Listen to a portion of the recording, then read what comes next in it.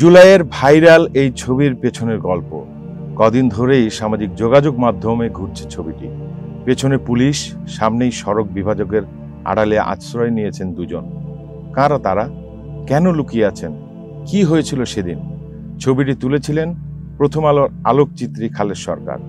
এই ছবি তুলতে গিয়ে ছররা গুলিও বেঁধেছিল তার শরীরে। সেদিনের অভিজ্ঞতা শুনুন তারই মুখে। দিনটা 19শে জুলাই।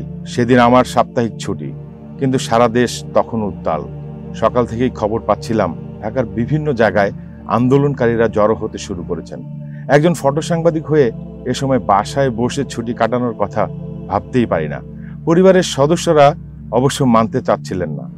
ছুটির দিনে বাসা থেকে বেরোতে হবে কেন? অনেক কষ্টে তাদের বুঝিয়ে শুনিয়ে রাস্তায় নামি।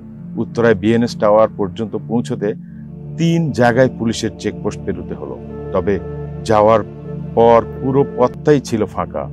নির্ধারিত জায়গায় পৌঁছে দেখলাম আন্দোলনকারীরা তখনও সংখ্যায় অনেক কম।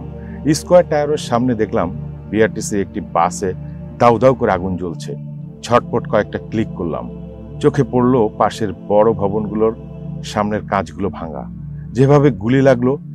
একটু এগিয়ে আজমপুর, উল্টো দিকে উত্তরা পূর্ব থানা। চারদিক থেকে থানার সামনে এসে জড়ো হয়েছেন আন্দোলনকারীরা।